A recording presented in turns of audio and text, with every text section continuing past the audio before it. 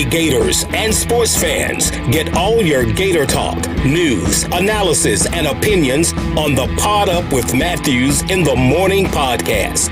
Find us on your favorite podcast platform or watch us on Facebook Live between 8 a.m. and 9 a.m. every weekday.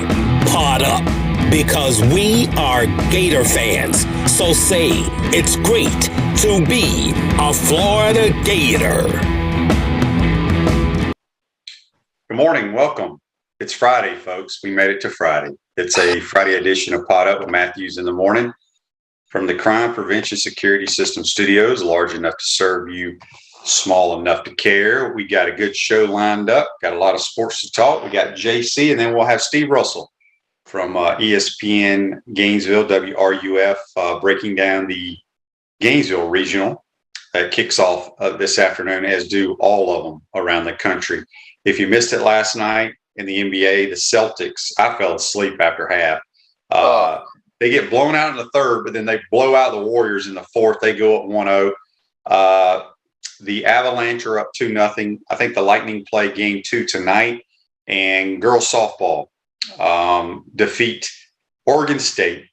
And they get a day off, and they play the Okie State Cowgirls tomorrow evening at 7 o'clock. So let's head to the Titan MR hotline, and we're joined by JC. Good morning, JC. How are you? Yeah, I'm fine. I'm a little weary right now after staying up very late last night, QB, watching basketball and softball at the same time, literally. And, I watched both those softball games, QB. And the one thing I really have to say is that ever since falling behind 6-0 or whatever it was to Virginia Tech in the first game of their super regional, this Florida softball team has hit the light switch has come on, and let's give it up to all of them who played well last night. But Natalie Lugo to me was the MVP.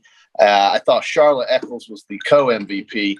Natalie Lugo though just bailing them out of a bases loaded situation, and I really think Oregon State showed that they this was their first kind of trip where they just were a little bit overwhelmed by it. When a girl hits the ball in the outfield and you've got a runner on third base, you better be standing on that base and ready to tag up to go. She wouldn't have scored anyway. Well, I think she should have tried. I'm at that point, I'm saying, look, we're up 1-0. We've got the bases loaded. We're going to make them make a play on us and be aggressive. And I would have sent her. But the point is that she wasn't even standing on the base when the ball left the infield. So exactly. The coach is standing right there. So that was a bad idea. Here's what I tweeted. I didn't tweet, but I think I texted you, JC, and I texted a couple other people. Mm-hmm. It was a great win. I mean, winning game 1 in the Women's College World Series is huge. You got two wins away now from getting the championship series. Yeah. But I will tell you this.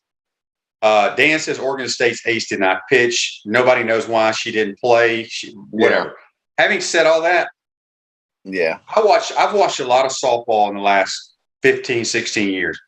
In my opinion, Oregon State's one of the worst teams I've ever seen in postseason play. I don't know how the hell they got to the World Series. I mean, seriously, did they look like a good softball team to you?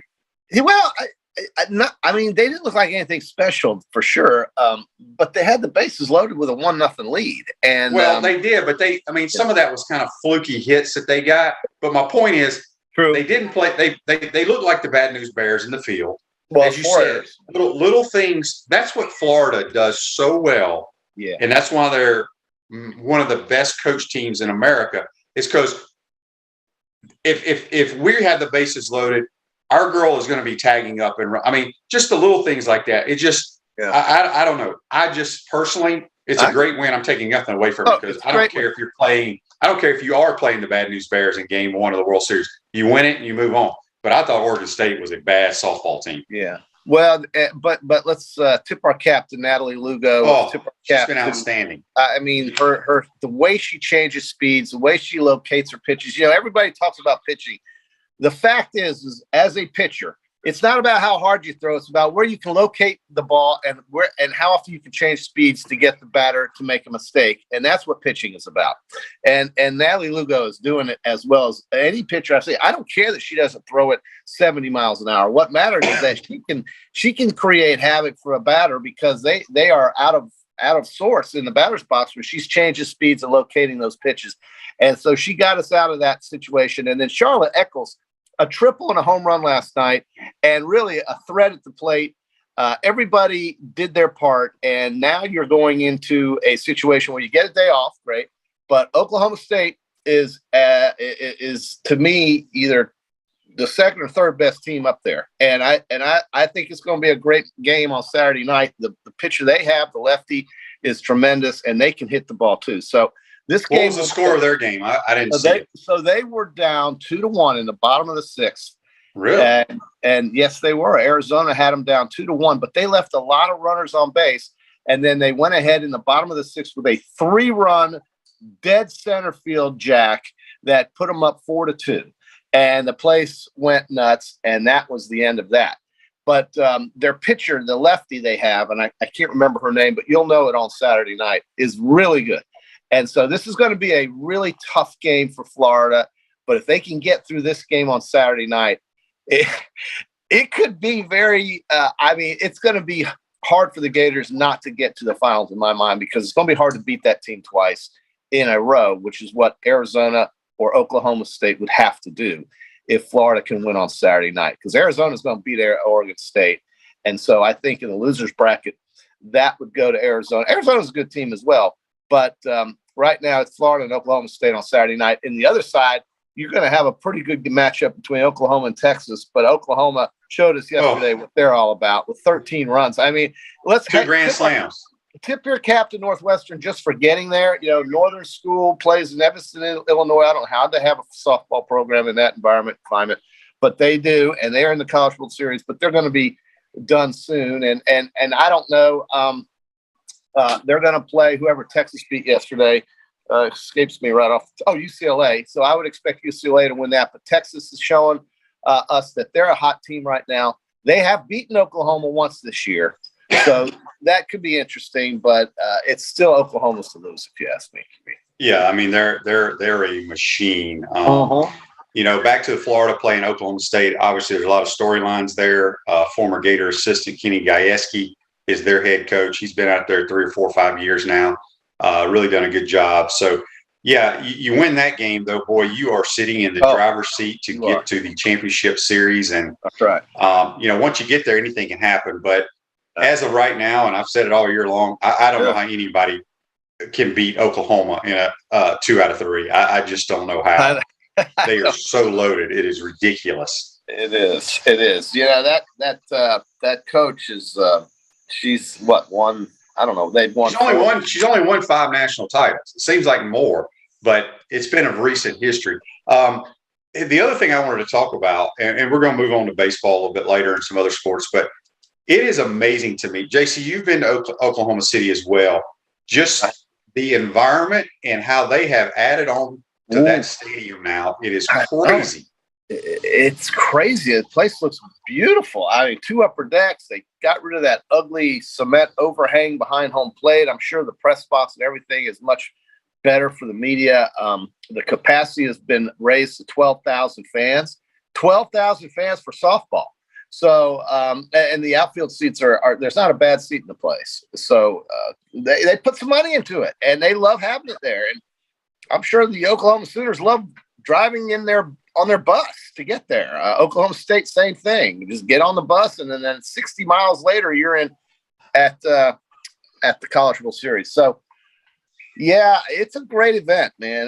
There's something about it, the innocence of it, the pure joy of winning. Money has nothing to do with any of this, right? You know, I mean, the boosters have very little to do with any of this. This is just one of those things where teams that play, these girls that play, they do it because they simply just want to win something big and have it for the rest of their lives to be known as champions. You saw Jenny Finch last night from Arizona, the great pitcher that they had, and Tara Mowat, and all these great players. They always come back to support their schools when these schools make it back to Oklahoma City because of how special it is to get there. And Arizona had a great contingent there, but that's a 3-hour flight, 2-hour flight or so. So it's a long trip, but they go back because they love it. They go back because they were in it, and they do it for the pure joy of winning a championship. And it's just nice knowing that, we don't have to worry about who's getting paid $2 million to pitch. Yeah, and we're gonna get to that here in a second. No, but you're right. There were a lot of girls from the USA softball team. Obviously, some of our contingent: Kelsey Stewart, Aubrey Monroe, right. Kat Osterman was there. All those girls. It's a tremendous event, and again, I think the announcers do a tremendous job. But of course, my pet peeve. They said, Texas can drive here on a bus, Oklahoma and Oklahoma State, but look at all these Gator fans that came from Gainesville. These people didn't come from Gainesville. Maybe 10 of them. The rest of them are coming from all around the country to the place. So I don't understand why they think because a school is playing at a venue that everybody is coming from that city. And that's not true. That really Dan Bond. Dan Bond lives in Texas. He is at OKC representing the Gators. He did not come from Gainesville. We got some Facebook Lives we got to get here, JC. Okay, all right. That irritates the hell out of me for some reason. Yes, it does. It bothers you. John says, rumors are that A&M is going after Lonnie Alameda, the head coach at Florida State. Okay.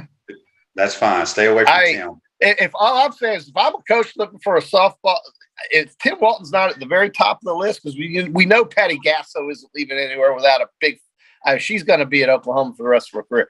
If Tim Walton's not on the top of your list, you're a dumbass athletic director.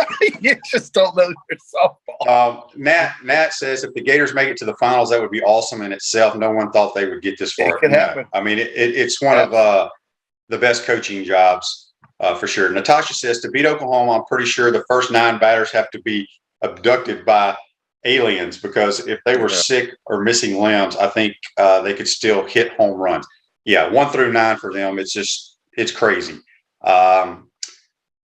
So anyway, let's get to this text on the Titan MR text line before we jump into other sports. It comes from Ryan. He says, happy Friday. Looks like Al Horford's been taking lessons from Lee Humphrey, 6 of 8 from downtown. Nice start for Al. Did y'all see the recent incident down at the Villages that was a future for you two in 20 years?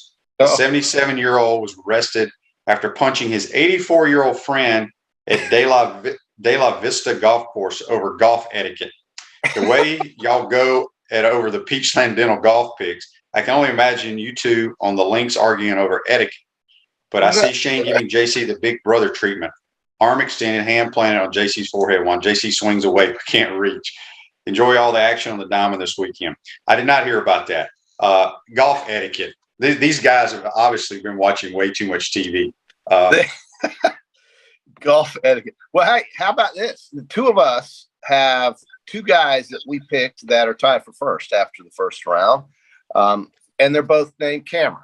So Cameron Smith and Cameron Young. It's Jack needs to tidy up that course and make it a little tougher.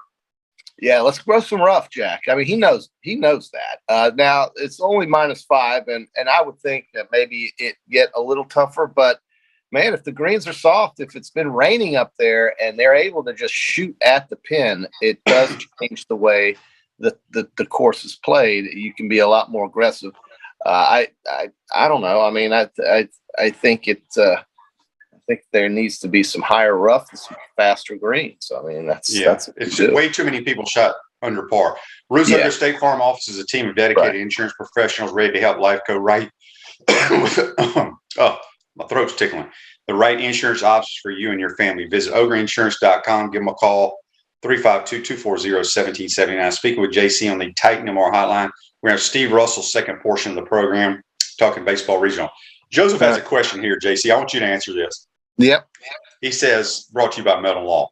Why would Tim Walton ever want to leave? I'm sure Florida would match any contract thrown at him. I mean, it's true. And, his kids grew up here. He's got, what is Palmer? I don't know how old Palmer is. He's a rising sophomore or junior. Right. So, I mean, as long as he's a child in school, it's hard to just say we're heading out to Texas. And no, I'm not saying he would or even would want to entertain that. But for Texas A&M not to pick up the phone and call would be surprising or ignorant. And so certainly money has a way of changing your mind about a lot of things. It really does. And Texas A&M, of all the schools in this conference, has the most. Okay, they do have the most. So, things can be changed. Your mind can be changed that way. But maybe that's not the biggest issue. Maybe that's the factor is I love Gainesville. I want to live in Gainesville. I want to start and stop at every red light, every 400 yards when I drive somewhere. I love that. I mean, it's great. I love the lousy roads here in Gainesville, but it's Gainesville, so I'm never leaving. But we don't know. As you said, two of Tim's kids are in college. Yes. One's in high school. But one's in high school. Yeah, right. But the wife's family is from the Oklahoma area. So Oklahoma and Texas are very close. Tim's from California. Regardless of all that, a lot of coaches say after 12, 13 years, yes, it's time to move on. Well, we're not saying that. We're not saying that at all here. No. But you're exactly right. Us fans would be like, why would you want to leave the University of Florida with everything that you've done, the program you've built? Well, coaches, they love challenges, and A&M has been to the College World Series multiple times back in the day. A&M has more money than probably anybody in the SEC. So I don't think it'll happen. But you're right, JC. Whoever their AD is now out at A&M, you're a moron if you don't even. I mean, you really are. Well, maybe he's looking for somebody now, and the idea is that Tim and the University of Florida, they said, listen, no phone calls, we're busy, and we will not entertain a phone call, and Tim will not take a phone call until he's done with this season, and he ain't done yet. So Florida State, they're done. They got done early. So So anything's possible, but he's one of the best. And the point is, he's one of the best. Where he's up there in the top 3 or 4 head coaches in that sport. Easy. So certainly, if you want to be one of those guys, it's schools that compete consistently. You want him, and he has proven it. He's done it. He's won it twice. He's up there with the best of them. So. Let's see if they can beat Okie State, man. This Gajewski's done a great job there, and he's, they're friends and they work together. And I'm sure a lot of what Kenny does at OSU, he learned obviously. Well, they both played at OU together on that baseball team. Baseball team, they're tight. They're tight. So this is important. This is going to be a great event on Saturday night. Wherever you are, find a TV on ESPN, turn it on ESPN, and put it on the other screen while the Celtics play the Warriors. They don't play until Sunday night. It makes no sense. You're right. Celtics play on Sunday. Okay, sure. But the Gators play on Saturday night, right? Yes. Yeah. Andy asked here, Shane, off topic, but any thoughts on Ryan Fitzpatrick's retirement and his unique NFL career? Did you ever cross past him? I never did. He played, I think, 19 years. Very smart guy from Harvard. Different dude, but was a good, solid player. And, he had some great comebacks here and there, and sometimes it's just time to hang it up. Yeah. Let's see here. John asked, QB, I was thinking about this yesterday. Who is a better two-way player, Rachel Garcia or Lauren Hager? Ooh. I would probably go with Rachel Garcia because she was the National Player of the Year twice, back-to-back. I don't think Hager was ever the player. So basically, she won the Heisman 2 years in a row in softball. Hager, I don't know if Hager was the player of the year, but she was an outstanding player as well. But I would probably lean Rachel Garcia. What would you think about that, JC? You know who Rachel Garcia is? Yeah, I'm not a Rachel Garcia guy. I don't know. I loved Hager, though. I thought she was awesome. She was awesome. She was awesome. I mean, the girl could pitch. She could hit it a mile. One of the best Florida's ever had. So, Rachel Garcia, who did she play for, QB? UCLA. Okay, UCLA. Well, I'll go for any Florida player or coach over a UCLA one. Okay. No, they're very good. They're the winningest. They're the winningest program of all time. You know what? All those winningest of all times and all those championships came way before Florida got going. Okay, right. I agree. Camp has a question. Camp has a question here on Facebook Live, brought to you by Mellon Law. How has Oklahoma become the all in all of women's softball? Well, you start at the top. It's called Patty Gasso, and she's the Nick Saban of college softball coaches. Simple. She's the best right now, and she has, they say Mike Candrea is another one. He was an Arizona coach who was there for years and years and years. You know, if you had a Mount Rushmore of college softball coaches, you got to have Patty Gasso and Mike Candrea up there. Yes. And then, you know, we've got a couple other spots, but those are the two that stick out to me. I mean, those are the Pac-12 ran that sport well before it got popular in the SEC. When Larry Ray was hired to be the first softball coach here at Florida, I remember working in the 90s thinking to myself, they're going to do what? What is this softball? I mean, to me, softball was, you toss it up in the air and then you hit it over. You're thinking of intramural slow pitch, JC. Yeah. And then, we learned about fast pitch women's softball, and it just caught fire because of how much fun it is to watch. And it was not a sport here when the Pac-12 was winning all these championships in the 90s or in the 80s, I guess. So, those are the two coaches, Gasso, Candrea, then you've got a bunch of others. Of course, Tim Walton is making his claim for some space on that mountain, just based on appearances in the College World Series. What a lot of people may not realize either, Tim started his career under Patty Gasso. Well, so there you have it. I mean, yes. and that's something the Oklahoma State coach can say if he's doing it for the next 25 years and they start winning games. He can say, I started my career under Tim Walton, the great Florida coach. And then so what's Jen's last name? The pitching coach who was with Tim, who played at OU. She's the pitching coach at OU now. Jen, yeah. I can't think of Jen's last name. But anyway, that's enough. We need a big win Saturday night. Yeah. And we'll be talking about it on. Right. I love the way they've changed the format of the tournament. They're kind of spreading it out, which is very. You need the winner. Jen Rocha. Thank you, John. Rocha. Okay, good job, John. Look, the winners should always get. I think there was a time when you would, if you won, you played the next day, and the loser got the day off. And then if you won that day, you got 2 days off, or some craziness. I think the winner deserves that next day off. And let the losers play the loser bracket the next day. I like that. QB, what about that? What about that NBA game where the Celtics looked dead and buried, and then went 40-16 in the fourth quarter? 40-16. I told you, I fell asleep after halftime.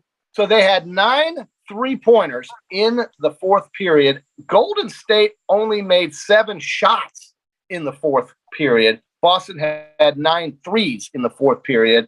And here's what should scare Golden State to death right now, is that Jason Tatum, Boston, arguably their best player or best scorer, he was 3 of 9, or he was not a factor last night. The guys that won that game were Al Horford, former Gator, Marcus Smart, Derek White, and where Marcus Smart play?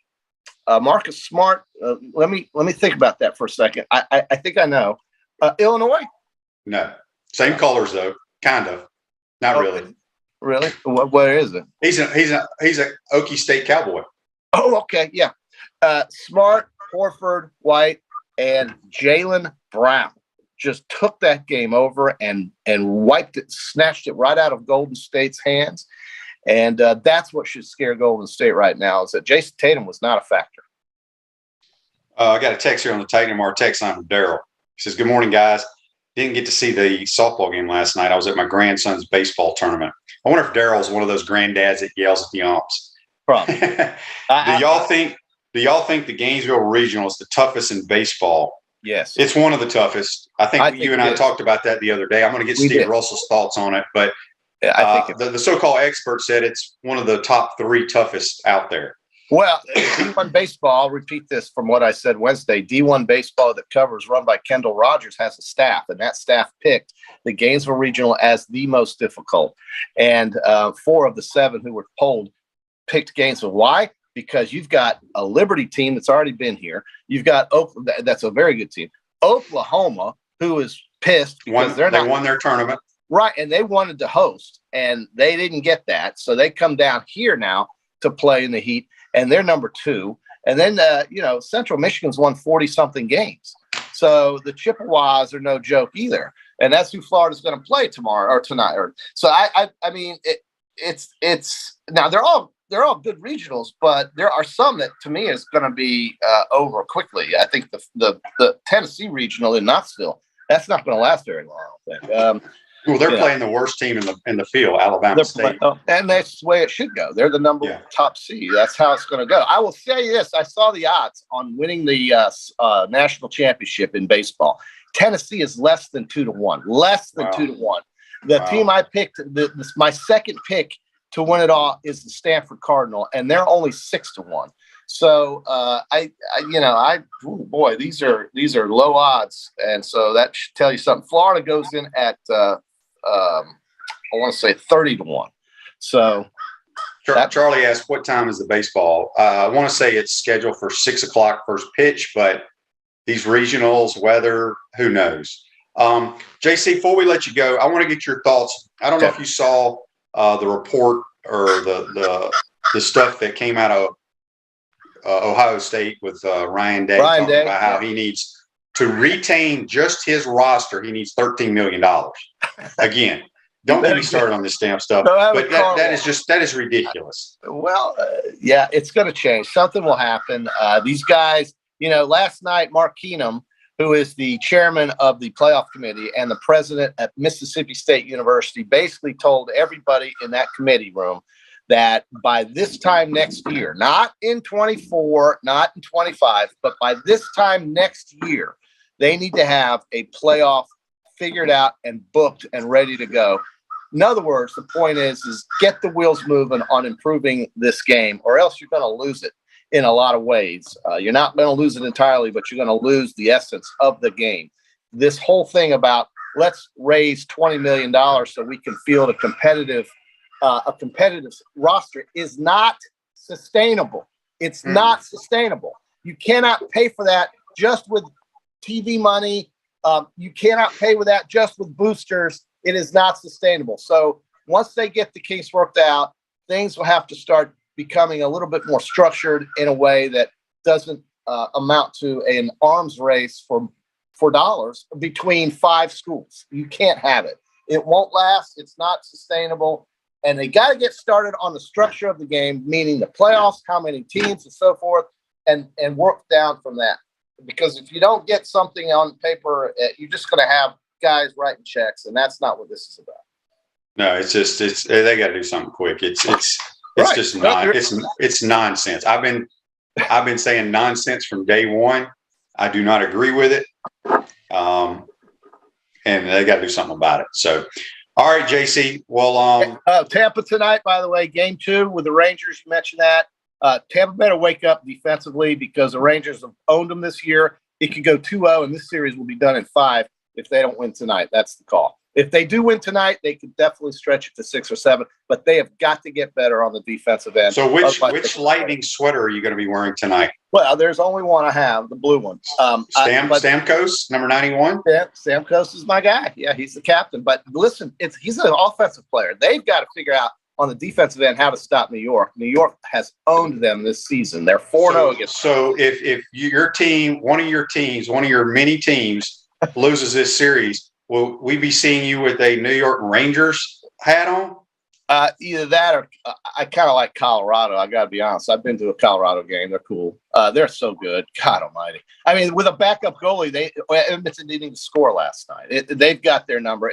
It's Colorado waiting on either New York or Tampa. And I'm just saying, if Tampa doesn't get better defensively, they will not make it through this round. And you'll see New York play Colorado.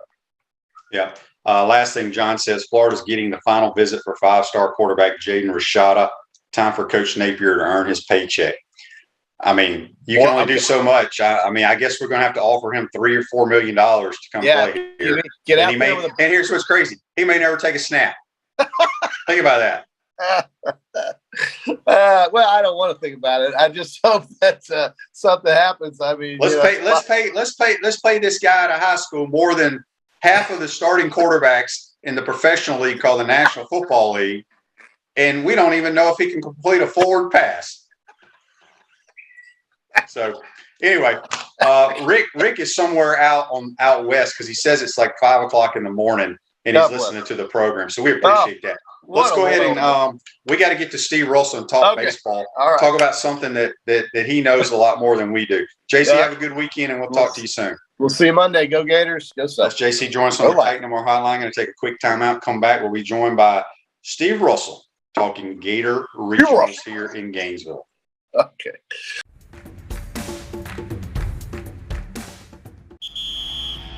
We want to take this moment to thank all our sponsors who keep the show going and pay the bills. Crime Prevention Security Systems, large enough to serve you, small enough to care. Titan MRI, Gainesville's only locally owned and operated MRI facility. Meldon Law, won't back down. Peachland Dental, Gator Nation's first choice for dentistry in Port Charlotte. Comfort Temp, comfort is our business, peace of mind is our promise. QC Kinetics, live pain-free with QC Kinetics. Our Gridiron sponsors are Auto ER, UF Bookstores, Celebration Point Town Center, Chris Doring Mortgage, Silverback Concrete Co., Ruse Ogra Agent, State Farm Insurance. Some of our touchdown sponsors are MB Listing, McDonald's of Gainesville, Aikido America, 84 Lumber, Tropical Smoothie Cafe, Avera and Smith, Dowling Signs, Baker's Sporting Goods, Silver Cube Billiards and Sports Bar. If you are interested in promoting your business on the show, visit potupwithshane.com and click the advertise button. Again, thank you to all the great businesses that support the show. If you like what we are doing here, make sure you follow us and support the businesses that support us.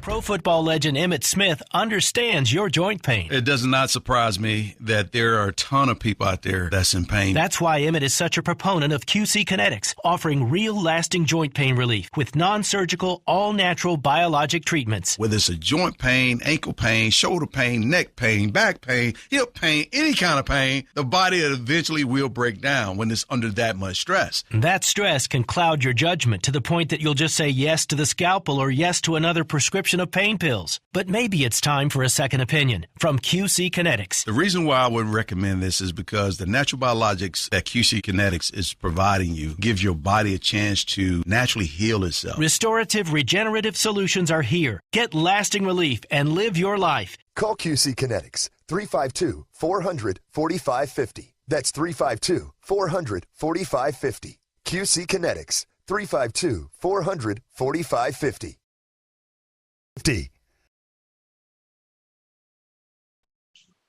Welcome back to the Crime Prevention Security System Studios. Celebration Points, where the Gators go to celebrate with premium brands like Bass Pro Shops, Dave & Buster's, Regal Cinemas, Nike, Palmetto Moon, Medici's, and the HBC's restaurant Spurs Gridiron Grill, where every Saturday and Sunday from 11 to 2:30 you can get the hottest brunch in town.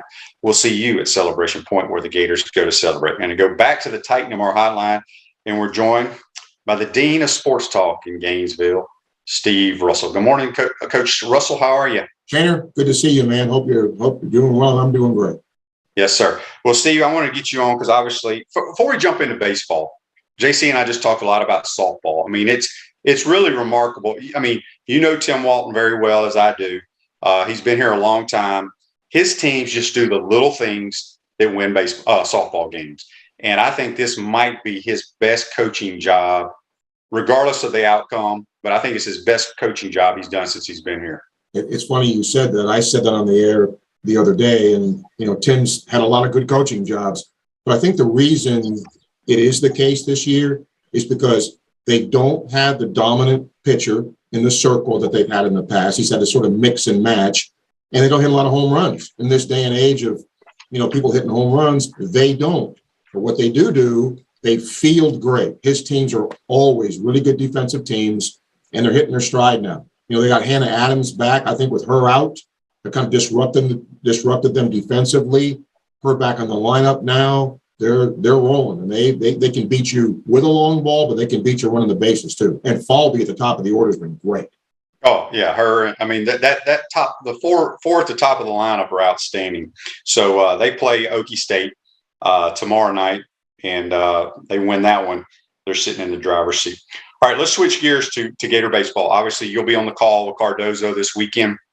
What do you expect? So, we've had some people ask on Titan MR text line, is this the toughest regional in all of baseball? Just your thoughts with Central Michigan being here, Oklahoma, and Liberty.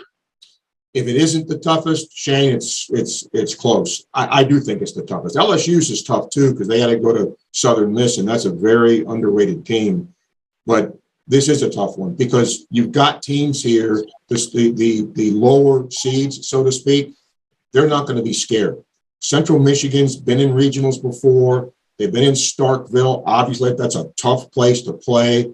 They've been other places, Notre Dame. They won a game in Starkville. They won 2 games in Notre Dame, and it's all about pitching. And they've got a lefty, Taylor, that's going to throw today, who's really capable. And all it takes is one arm that's really good to shut you down. And that's why that's one of my big questions for Florida here. They played really well here, but I don't care if it's Major League Baseball, college baseball. Can you win a game 3-2? Can you win a game 2-1? Because that's what it might take. Because Brandon Sproat, if he pitches the way he's been pitching, they're not going to score a lot. So you don't want to lose to a team like this that throws its best arm, and you lose, 3-2, and now you're in the losers bracket. Oklahoma, on the other hand, really hot of late. They're 19-8 their last 27 games. They've won 5 straight series. They hit. They don't pitch great. Their team ERA's 5.5, but they've played better lately. And Liberty, one of the hottest coaching commodities, Coach Jackson, has done a great job there. I think they're in their 4th straight regional, and they came here and won 2 out of 3. So they're not going to be intimidated either. So long answer to your question, Shane, this is a tough region. It really is. And we got a long-winded text here from Larry on the Titanmar text line.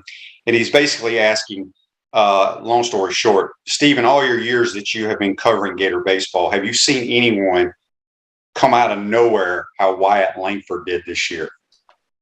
No, not like that. Not to go from, 4 at-bats and hitting 8. Shane, opening day, he hit 8th. He was hitting 8th in the order opening day. Okay. And I mean, he was a good player at Trenton, but 1A school. But no, he has come out of nowhere. And the great thing about it is he's a really good kid and he works his butt off. And, if you watch him on a ground ball, he runs it out. He never dogs it. And his teammates love him. And his insertion at the top of the order totally changed their offense. And it's amazing. He didn't make the first 3 teams in the All-SEC team, right? He made the second team. Oh, second team. Okay. But he was shafted look, those other guys that were in there are good players. But if you look at his numbers, there's no way he should have been a first-team selection. No way. Yeah, his numbers are sick. Andy asked here on Facebook Live, brought to you by Metal Law. Steve, do you think Caglione should be moved up in the lineup to get more at-bats? Now, this dude, Steve, he looks like a major league power hitter to me. And, the ball just jumps off his bat. It does. And remember, his big claim to fame is a pitcher. He had Tommy Johns who hadn't pitched. So he could be one of those, two-way guys next year.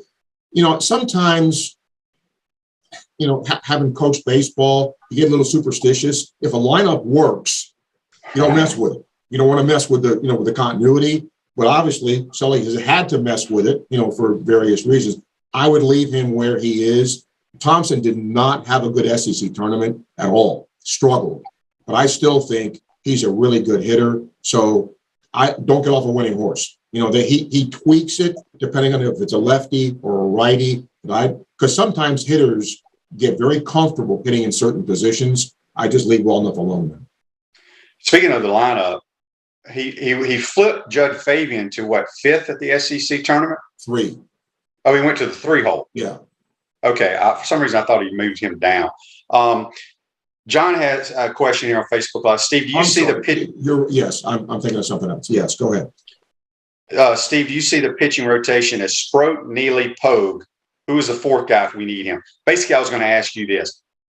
Gators win game 1. Let's just assume they do and hope they do. Okay. Game 2, who does Steve Russell think Sully's going to send out there on the mound? Oh, I think it'll be – don't get off a winning horse. I think Neely. But in this situation, Shane, you have a shorter leash with your pitchers. You've got to win. If Neely isn't effective, get him out. And you have to get somebody else in there. The most surprising thing about the SEC tournament was Timmy Manning and Karsten Finvold. Where did they come from? Because they were buried, and they went out and pitched great. So if that's gonna be how they pitch, that's two more lefties you have at your disposal that you could, mix and match with left on left and get an out here or there. So who knows what they're going to bring? But I think at this point, you can't, if Sproat's not effective, you got to get him out. I don't care. You don't have the luxury now of playing the next, another series. This is it. Jeff says here on Facebook Live, they limited Caglianone's batting practice at Tampa Plant because they couldn't find all the baseballs that he was hitting 450 feet. We were there at Missouri when he hit that ball. It's been on SEC Network. When he hit the ball onto the practice facility. Right. When he hit it, you look and we were almost silent for a second. Like, we couldn't have just seen how far that ball just went. That couldn't have gone that far. It is stuck there. It was the most amazing thing I've seen. And that dude, when he gets a hold of one, it goes. Oh, yeah. Steve, I want to ask you, because I talked about this all the week of the SEC baseball tournament, and I love baseball, but I think the SEC tournament format is stupid. The single elimination, the double elimination, and back to single elimination. Why not just make it single elimination like they do in the SEC softball? There's no double elimination in the SEC basketball tournament. I know it benefited the Gators this year, obviously winning games and getting to the championship game. But you being an old baseball guy, I don't like the format. What about you? I'm not crazy about it. And what I don't understand is, as a league, right, to your point, make it consistent. Why is softball different than baseball? And we went through excruciating weather delays. Right. And fortunately, the weather cleared out at the end. But what if it hadn't? Well, look, that venue there is a great venue. It is a minor league ballpark. It's got nice amenities. You can park, you can tailgate. It allows for a lot of fans, and that's what they want, obviously. And look, the city of Hoover benefits from that too. They just re-upped for 2 more years. But personally, I'd like to see them revamp the format, bring everybody there. Yeah. Softball does, and then make it single elimination, and then you go home. Because, look, it did benefit Florida. No question it benefited Florida. But how many times does it really, really do that? Not many. No, not at all. Text on the Titan Mark text line from Jerry. Jerry says, Steve, you've been covering baseball a long time. A lot of the experts say Tennessee is the greatest college baseball team ever assembled. Your thoughts? They're really good. They are head and shoulders the best team out there. But look, the LA Dodgers are really good. They lose. Mm-hmm. So now the pressure's on Tennessee. There's no question pressure's on Tennessee because they've had this great success in the regular season. But their starting pitching is ridiculous. Their hitting up and down the lineup is really good. They're not a great defensive team. That's the one weakness I see in them. They're adequate. But if their pitching does what it's supposed to do and their hitters, they're going to be tough to beat. But the pressure's on them now, Shane, because if you don't at least get to Omaha, and for some people's standards, win the thing, well, now that great season you've had is back. Arkansas, perfect case in point. Arkansas last year was terrific, won the SEC tournament, I think, for the first time. And what happened to them? They lost at home in a super regional and never made it to Omaha. So you can be great, but you got to now win in the postseason. Same way with Arkansas softball. They win the regular season, they win the tournament, and they don't make it to OKC. John says, Steve, do you take Tennessee or the field? Tennessee. Yeah, they're that good. And normally I don't. 99 times out of 100, I take the field because, again, on a particular day, you could play badly. On a particular day, you don't pitch well. But they're certainly beatable. And in the College World Series, if they get there, they're beatable. But until somebody does it, when you do what you did in the SEC this year, that's really hard to do. So I take Tennessee. And I changed my mind on that because if you'd asked me that yesterday, I said the field. At Chris Doring Mortgage, they do mortgage lending right, helping home buyers throughout Gainesville and North Central Florida. Call Chris Doring Mortgage today at 352-244-0840. A few more minutes with Steve Russell here. You can listen to Steve every weekday from 12 to 2 on WRUF ESPN Gainesville. I want to get your thoughts on, I haven't really talked to you a lot about the NIL. I absolutely hate it. I have no problem with kids signing autographs, jersey sales, appearances, getting paid for that, which is name, image, and likeness. But the buying players is just absolutely ridiculous. I don't know if you saw yesterday where Ryan Day at Ohio State said we need $13 million just to retain our roster. I think that is absolutely insane. He says our starting quarterback needs to make over $2 million. There's NFL quarterbacks starting games that don't make $2 million. Your thoughts on it, Steve? I'm really happy, Shane, ecstatic, in fact, that somebody has come out and put a number on this, because now people can see, right? Before, it was this nebulous, well, this guy signed a deal and this guy signed a deal, but you really didn't know as a fan or a broadcaster or whatever that here's a number. Well, now Ryan Day has given us this number. $13 million just to retain the roster. Multiply that out, my friend, to other schools. That's just crazy. And when you have this now, plus no regulation of it there's guidelines, but you know how that goes, right? So where is this all going? This much I will say. Whatever the date is that Florida plays Utah, fans will forget about this. They won't even think about NIL. They're going to worry about, are we going to beat Utah that night? How far are we? And that's a good thing. But in this interim of time between now and, September, whatever it is, as more of these things come out, it's more about the integrity of the game now. What's going to happen to the game? What are coaches now going to make? I mean, look at the salary. People complain about the salaries they make. Look at what these kids are making. And I'm with you. I have no problem in paying kids for the name, image, and likeness. No problem at all. But it's ridiculous now. Yeah, it's absolutely crazy. Before I let you go, I just want to get your thoughts because you're old school. Just your comments on the Nick Saban Jimbo feud that was going on. It was like Hatfields and McCoys, wasn't it? It was great. It was great. And it's sometimes that's good for the sport. And I'm glad, somebody came out and challenged Nick Saban, because most coaches don't. Well, Jimbo Fisher, he's kind of a wise guy, and he has no problem in challenging his former boss. But once again, Shane, I think it's good for the game, because I think Nick Saban, whatever he is or isn't, he's old school too. And I don't think he likes this. Heck, he doesn't like the offenses the way they are now. He'd rather play a 10-7 game because he's a defensive guy. I'll give him credit for this. He changes. He adapts. And I think great coaches adapt. And he's done that. But I do think now they'll put this aside. I'm sure the commissioner went to both of them and said, knock it off. This isn't good for us and, good for the league.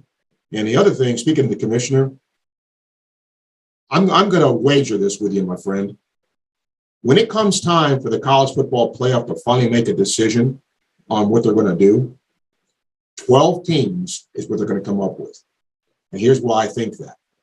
Because the SEC wants as many teams in there as they can get. If you have an 8-team playoff and 6 automatic qualifiers, SEC can't get a lot of teams in there. The 12 teams and 6 qualifiers, you can. That's what's going to happen, I think. I have no problem with 12. Hopefully they'll make that decision soon. Before I let you go, I want you to hear This Day in Sports, Steve. It's brought to you by our good friends at Comfort Temp. Comfort is our business. Peace of mind is our promise. Beat the summer heat.